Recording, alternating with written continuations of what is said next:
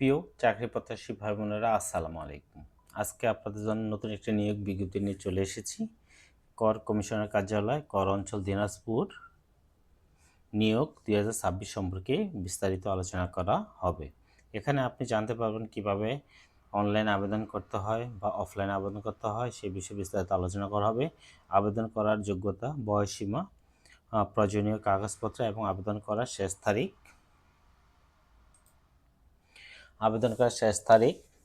এবং যারা সরকারি চাকরি খুঁজছেন তাদের জন্য এটি একটি গুরুত্বপূর্ণ সুযোগ। তাই ভিডিওটি শেষ পর্যন্ত দেখুন আর সঠিকভাবে আবেদন করুন। আবেদন করার আগে অবশ্যই অফিসিয়াল নোটিশটি আপনারা ভালোভাবে পড়ে নেবেন।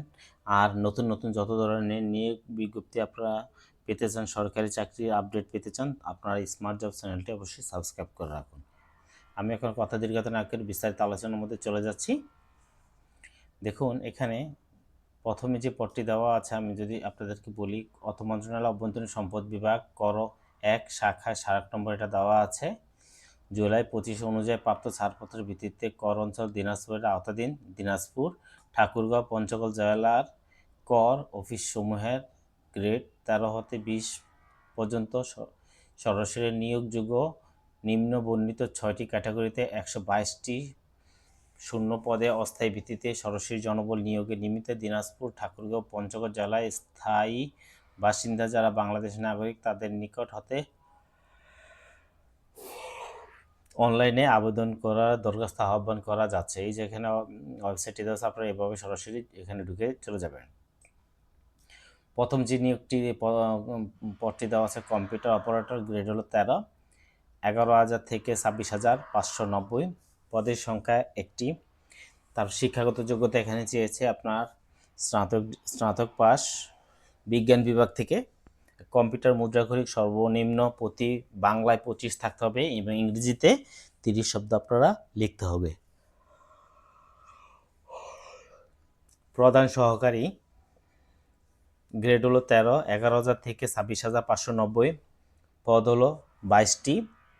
কোনো স্বীকৃত বিশ্ববিদ্যালয় হতে যে কোনো বিষয়ে আপনার দ্বিতীয় বিভাগে স্নাতক পাস করতে হবে। Computer, word processing, email, fax machine ইত্যাদি চালনায় দক্ষতা থাকতে হবে।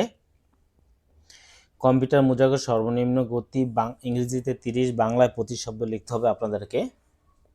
উচ্চমান সহকারী, গ্রেড হলো 14, 10,200 থেকে 24,680, পদ হলো 22টি। এটা আপনার স্নাতক পাস লাগবে। Computer, word processing, email, fax machine ইত্যাদি চালনায় দক্ষ থাকতে হবে এবং ইংরেজি এবং বাংলা আপনার টাইপের গতি ইংরেজিতে 30 থাকতে হবে, বাংলায় 25 থাকতে হবে। 60 মুদ্রাক্ষরিক কাম কম্পিউটার অপারেটর, গ্রেড হলো 14, আপনার পদের সংখ্যা 23টি।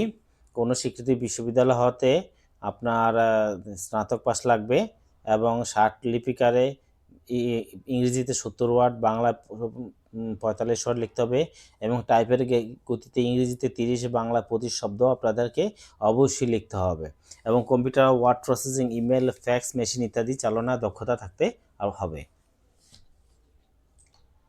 অফিস সহকারী কাম কম্পিউটার মুদ্রাক্ষরিক, পদ হলো আপনার 27টি, গ্রেড হলো 16, এটা এসএসসি পাস হইলে হবে। Computer, word processing, email, fax machine ইত্যাদি চালনায় অভিজ্ঞতা থাকতে হবে।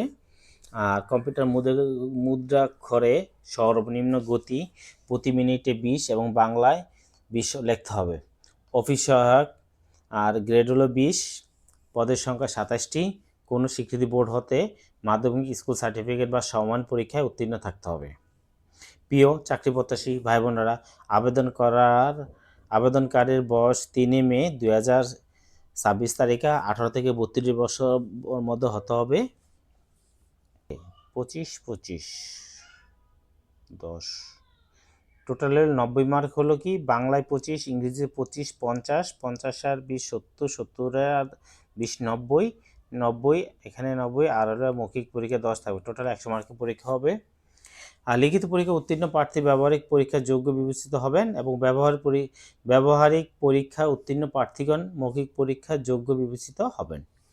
চূড়ান্তভাবে নির্বাচিত প্রার্থীগণকে সংশ্লিষ্ট জেলা সিভিল সার্জন নিকট হতে স্বাস্থ্যগত উপযুক্ততার সনদ দাখিল করতে হবে।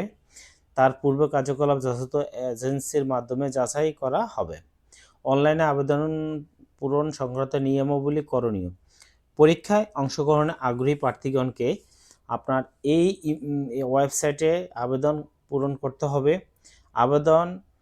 অনলাইনে আবেদনের পূরণ ও পরীক্ষা ফি জমা দেওয়ার তারিখ হলো 3 মে 2026 তারিখে শুরু হবে এবং শেষ তারিখ হবে 17 মে 2026 বিকাল 5টার মধ্যে।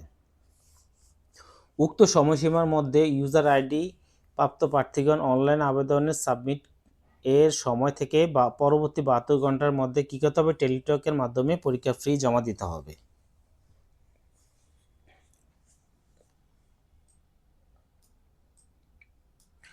অনলাইন আবেদন পূরণকৃত তথ্য যেহেতু পরবর্তী সকল কার্যক্রমে ব্যবহৃত হবে, সেহেতু অনলাইন আবেদন সাবমিট করার পূর্বে পূরণকৃত সকল তথ্য সঠিকতা সম্পর্কে প্রার্থী নিজ শতভাগ নিশ্চিত হতে হবে।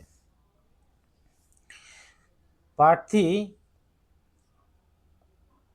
অনলাইনে পূরণকৃত আবেদনপত্রের একটি প্রিন্ট কপি পরীক্ষা সংক্রান্ত যে কোনো প্রয়োজনে সহায়ক হিসেবে সংরক্ষণ করবেন এবং মৌখিক পরীক্ষার সময় 1 কপি জমা দিতে হবে।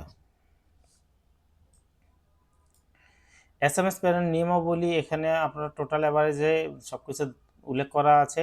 1 থেকে প্লাস ক্রমিকের জন্য 100 টাকা, টেলিটক চার্জ ফি 12 টাকা, 112 টাকা লাগবে। 6 নম্বর ক্রমিকের জন্য 50 টাকা, 56 টাকা টোটাল লাগবে। 72 ঘন্টার মধ্যে আপনারা জমা দিতে হবে। এবার এখন চলে যায় কীভাবে আপনারা আবেদন করবেন। আপনাদের একটি মোবাইলের টেলিটক সিম লাগবে।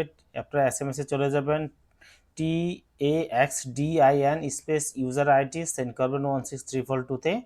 দ্বিতীয় SMS-টি লিখবেন ট্যাক্স স্পেস স্পেস একটি পিন নাম্বার 16342-তে আপনারা পাঠাবেন। টাকা পাঠানোর পর আপনাদের যদি টাকা কাটে তাহলে এরকম congratulation application name payment complete successful for এরকম থাকবে। প্রবেশপত্র প্রাপ্তির বিষয়টি আপনারা এই ওয়েবসাইটে এবং প্রার্থীর মোবাইল ফোনে SMS-এর মাধ্যমে জানানো হবে।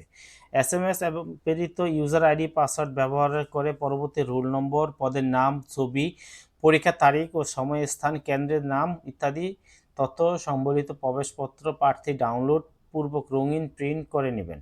প্রার্থী এই প্রবেশপত্রটি লিখিত পরীক্ষা অংশগ্রহণের সময় এবং উত্তীর্ণ হলে মৌখিক পরীক্ষার সময় অবশ্যই প্রদর্শন করবেন।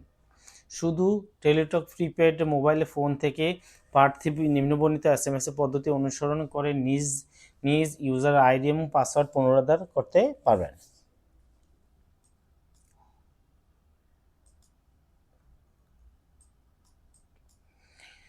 পত্রিকা ছাড়া কর অঞ্চল দিনাজপুর ওয়েবসাইটে আপনারা এই বিজ্ঞপ্তির এতদূর সংক্রান্ত সকল তথ্য দেখা যাবে। টেলিটক জব ফোল্ডারে আপনারা ওয়েবসাইটে প্রবেশ করে বিজ্ঞপ্তিটি পাওয়া যাবে। নিয়োগ পরীক্ষার তারিখ, সময় ও অন্যান্য তথ্য এই ওয়েবসাইটে পাওয়া যাবে। অনলাইন আবেদনের করতে কোনো সমস্যা হলে টেলিটক নম্বরে 121-এ কল দিবেন, আপনারা পেয়ে যাবেন। এছাড়া টেলিটক জব ফোল্ডারে ফেসবুক পেজ এই মেসেজের মাধ্যমে যোগাযোগ করা যাবে। ডিক্লারেশন প্রার্থী অনলাইন আবেদনের ডিক্লারেশন অংশে এই মর্মে ঘোষণা দিতে হবে যে প্রার্থী আবেদনপত্রে প্রদত্ত সকল তথ্য সঠিক এবং সত্য। প্রদত্ত তথ্য অসত্য, মিথ্যা প্রমাণিত হলে অথবা কোনো অযোগ্যতা ধরা পড়লে, কোনো প্রতারণা, দুর্নীতি আশ্রয় গ্রহণ করলে কিংবা পরীক্ষা নকল ও অসদুপায় অবলম্বন করলে পরীক্ষা পূর্বে বা পরে অথবা নিয়োগের পরে যে কোনো পর্যায়ে প্রার্থীদের বাতিল বলে গণ্য করা হবে। প্রিয় চাকরি প্রত্যাশী ভাই বোনেরা, যারা আপনারা এখানে আবেদন করতে ইচ্ছুক খুব দ্রুত সময়ের মধ্যে আবেদন করে নেবেন। তবে আবেদন এখন করা হবে না, আজকে 29 তারিখ, আপনারা আবেদন করবেন হলো 3 তারিখ থেকে।